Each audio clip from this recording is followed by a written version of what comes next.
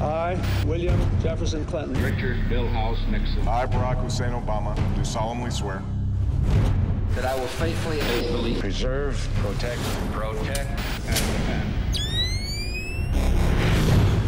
I was sworn to protect the American people, but I can't do that without you. Defend.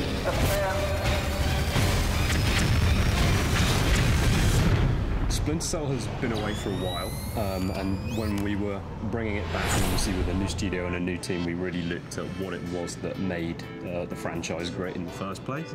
And we've looked to extend all of those things whilst putting our own kind of spin on what a Splinter Cell game should be. Splinter Cell has a long history of very high-end graphics.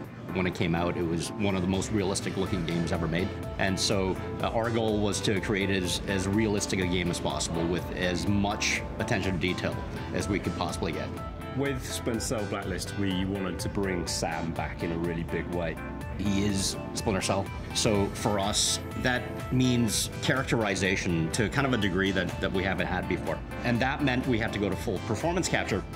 With our performance capture facility here in Toronto, we're able to capture not just the actor moving around, but their facial expressions and their voice at the same time. We wanted to have a very filmic pipeline. So using MotionBuilder, we came up with this process where we capture the face, the audio, and the body all at once. Our director would be able to direct as you would a TV show. Once that was done, we were able to take that footage, bring it into MotionBuilder, and then our camera animator would be able to go in and shoot the scene for real. So he'd be able to go in and do 10, 15, 30 cameras, all different angles, different perspectives, and all that would get rendered out. And then that footage would go to the editor. And once that was done, we have a process through story mode in MotionBuilder that puts it back as the final scene. We were able to automate a lot of the process through Python, where we would just put the files in and run a script and automatically cut things up, move things around, reline things up. And it was really powerful having the ability to do that. When it comes to the look and style of characters, we really wanted to push the boundaries of what we could do. For example, we were looking to really push the way Sam moves in stealth.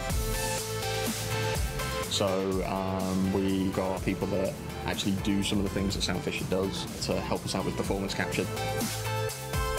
We capture an enormous amount of raw data, and obviously we need tools that help us clean all of that stuff up.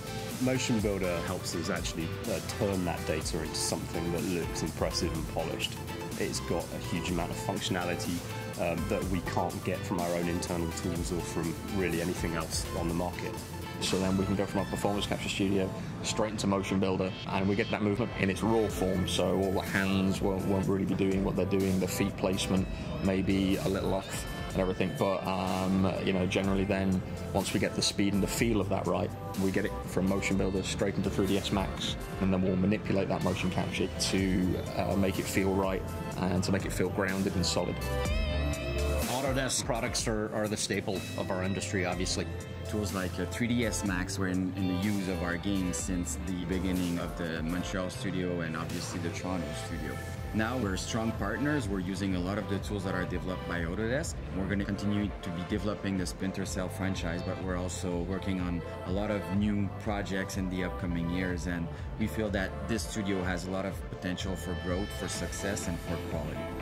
Ubisoft is a company that takes its time to get the quality right. There's a real craftsmanship to the games that we produce. You can see it in our sister studio in Montreal with the Assassin's franchise, Far Cry. And we've experienced that as well with Splinter Cell. You know, we've been given the time and the space to actually put our own stamp on it and make sure it's of the highest possible quality.